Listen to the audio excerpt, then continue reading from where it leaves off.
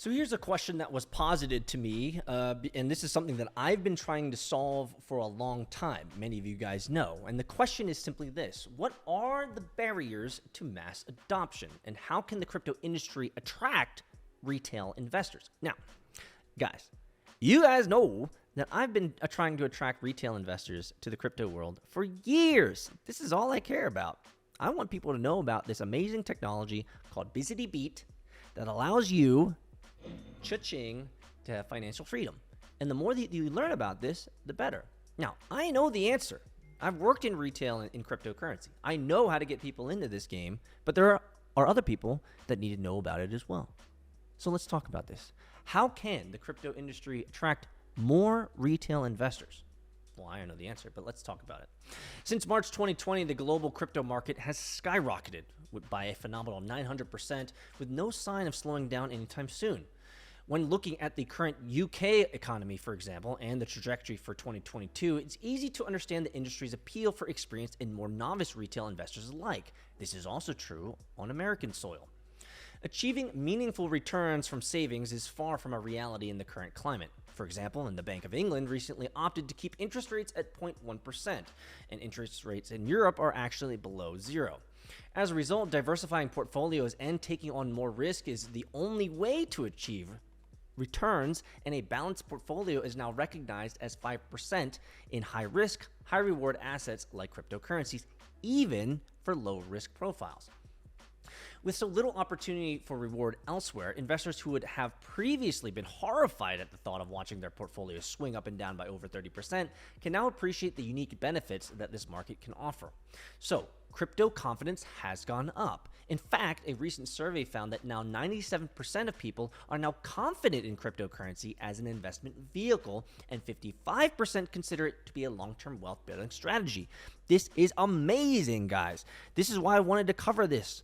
Because sentiment, no matter what the mainstream media says, sentiment around cryptocurrency has improved dramatically since 2017, 18, 19, big time. Of course, this steep upsurge in the crypto market is by no means down to retail investors alone.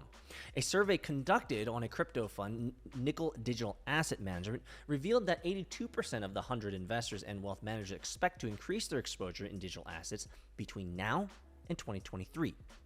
Which means everybody getting even bigger bags.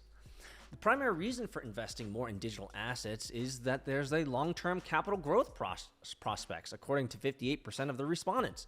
Many of them are naturally concerned about the risks this poses for retail investors, and crypto was designed to open up investment opportunities to anyone and everyone, changing the financial system where only the rich can get richer.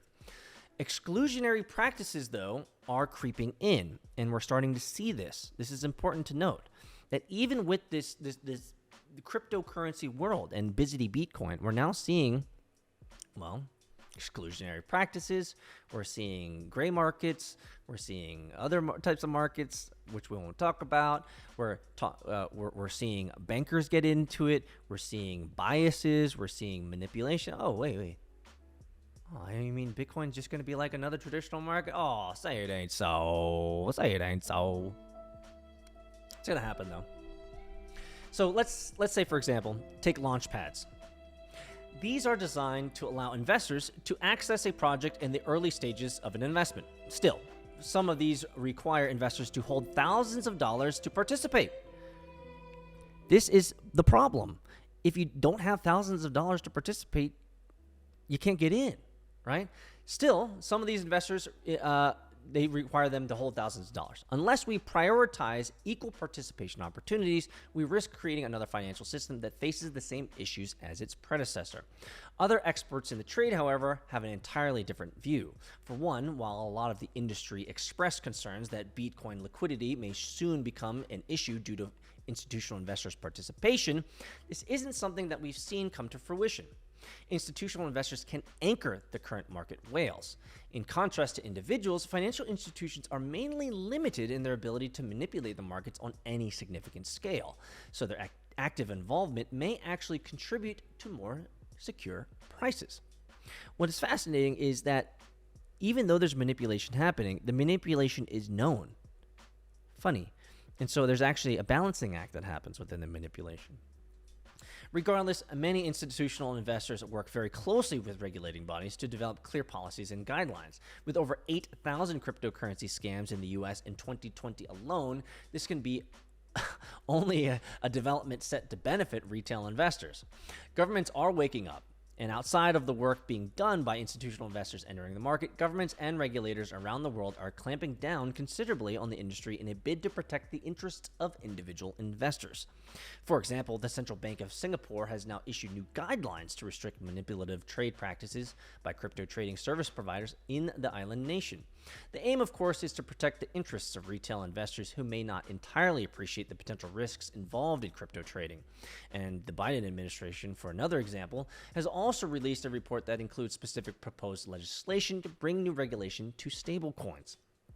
The proposed bill would essentially classify stablecoin issuers as banks, subjecting them to similar oversight aimed at protecting consumers. So, does this mean that regulation is essentially bad? Well, not necessarily. You guys that have been following me for a long time know that I'm a big fan. It might seem weird to say this, but I'm a big fan of light regulation. What do I mean by light regulation? Regulation that is not constraining to growth, right? Regulation that ensures that there are parties involved who understand how this regulation can affect them. Now, regulation is necessary, but light regulation, dadgummit. Now that even the fact that I've said this, I feel like I have to spend 19, 20, 25 minutes explaining what I mean when I say light regulation. We'll save that for another talk. Anyway, so is regulation bad? Not necessarily. For some, there is a significant lack of trust in the abilities of official bodies to regulate the crypto market properly. There should be a significant amount of distrust for any governing bodies. Period. However, a recent survey found that nearly 30% of investors believe crypto regulations will increase its value, reduce volatility, and curb the risks of scams. Ultimately, it is clear that the key to mass adoption of cryptocurrency is more education around potential risks, rewards, and regulations. And crypto exchange can be a great support when it comes to retail investors. The current user base of digital assets is dominated by millennials who grew up in the internet age. And by creating more straightforward and transparent exchange platforms, the crypto industry is opening up a whole new demographic of investors. A good exchange platform will also offer more novice crypto investors better protection against scams and added wallet security. While crypto may remain a more volatile and high-risk market, that alone should not deter retail investors from dipping a toe into the industry. And as you guys know, because I tweet about this all the time, I'm always telling everybody, dip your toe in. It's free. There ain't no tax implications for buying crypto. So, the future impact of institutional investors and new regulations remains relatively unknown. But with the right amount of support, crypto can be hugely beneficial. Can be a hugely beneficial addition to the independent investor's portfolio. Now, I told you I knew the answer to how you get more retail investors in. It's very simple. You keep creating content. People need to keep creating content. You need to create communities of practice, which I'm doing, and you need to help people along the way. Just creating content alone is not enough. I create content. Why do I create content? Because I love doing it. I love telling you guys about stuff that I care about. But you have to create community, and you have to create connection. That's where we're headed. So the more communities that we create in crypto, the more connections we can create, the more safe people can be engaging in cryptocurrency, and we all win. And so at this particular juncture point in time, you should be asking the question, because we're at the end of the video, and only 2% of you guys stay to the end. For those of the 2% that stay to the end, the question is, where is this community that you're building, Peter? Well, you can find it online. Check it out, my friends. I'll see you there. I'll see you there. Smash the like button, subscribe, hit the bell notification, do all that fun stuff.